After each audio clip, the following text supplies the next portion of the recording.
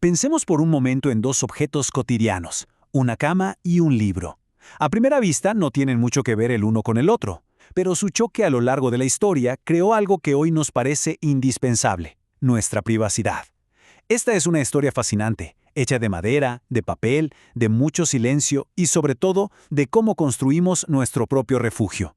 Es increíble cómo el gran Jorge Luis Borges capturó la esencia de todo esto. Sus palabras, rescatadas por el ensayista Alberto Manguel, trazan un puente poético perfecto. La oscuridad de la noche por un lado y el infinito universo de los libros por el otro.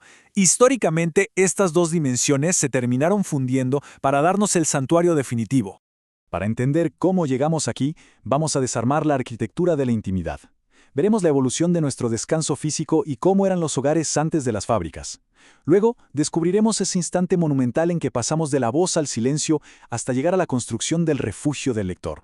Empecemos con la arquitectura de la intimidad, porque la privacidad, tal como la entendemos hoy, no es una constante humana, es un invento. Nació de cambios muy específicos en nuestras herramientas domésticas y en nuestra forma de procesar ideas.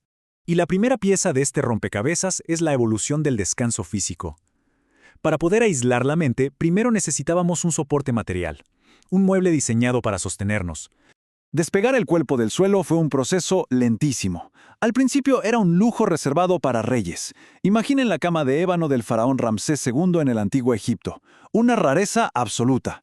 Y aunque el mueble evolucionó durante el Imperio Romano y la era moderna, dormir seguía siendo una actividad totalmente expuesta y pública. Y construir este descanso inicial requería un esfuerzo monumental.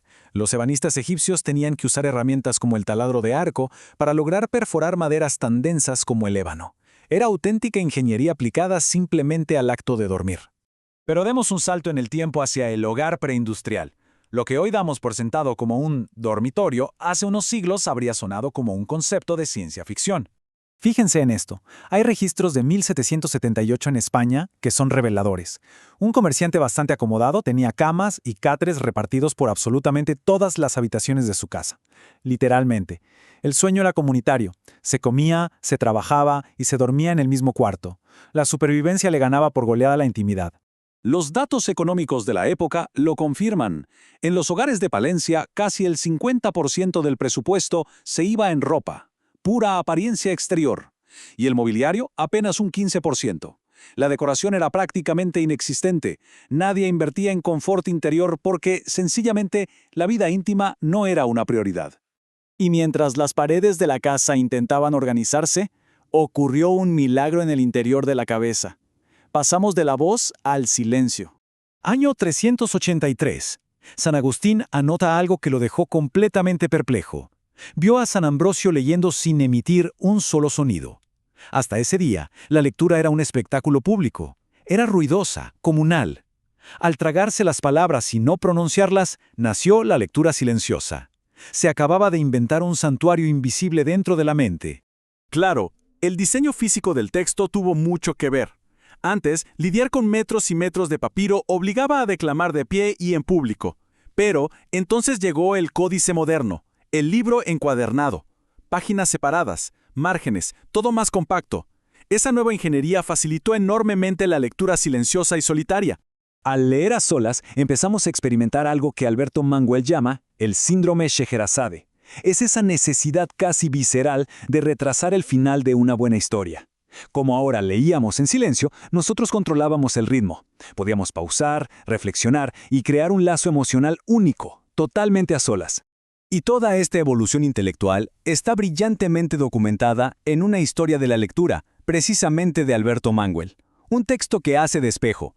Nos cuenta la historia, pero al mismo tiempo es la prueba física de ese milagro. Una pequeña máquina de papel capaz de darnos privacidad mental. Lo que nos lleva al clímax de esta historia. El refugio del lector. El punto exacto de la historia donde el diseño del libro y la evolución del descanso colisionan. Si analizamos documentos como las cartas de Mallarmé o las notas de los autores de la época, vemos algo extraordinario. El libro empezó a pensarse como un edificio, una arquitectura estructurada pero súper compacta. Un mundo entero que entraba en la palma de la mano y que ahora podía ser transportado directamente a la cama. Para lograr esa magia portátil se necesitó mucha logística. Hacia 1527 se estandarizaron los tamaños del papel, pasamos de rollos inmanejables a folios plegados y robustos. El tamaño lo fue todo. Un formato pequeño significaba por fin que el conocimiento podía consumirse cómodamente en posición horizontal. Pensadores y críticos como George Steiner lo describen a la perfección. La lectura en esta nueva era se convirtió en un acto de aislamiento voluntario. Era la desconexión total. Un espacio íntimo, personal, con el mundo contenido en un objeto portátil, mientras la comodidad del colchón sostenía el cuerpo. Como vemos, la intimidad moderna fue meticulosamente ensamblada. Es la brillante suma de dos revoluciones. La evolución tecnológica de los muebles privados uniéndose a la portabilidad extrema de los libros. Juntos, crearon nuestro santuario definitivo, el acto de leer en silencio bajo las sábanas. Nuestra idea histórica de privacidad se construyó usando los límites de la madera y los bordes del papel. Y eso nos deja con una pregunta inmensa. En este mundo de pantallas infinitas y conexiones sin fronteras físicas, ¿hacia dónde va nuestra intimidad humana? Es un buen misterio para pensar esta noche, justo antes de apagar la luz. Gracias por acompañarnos en esta exploración.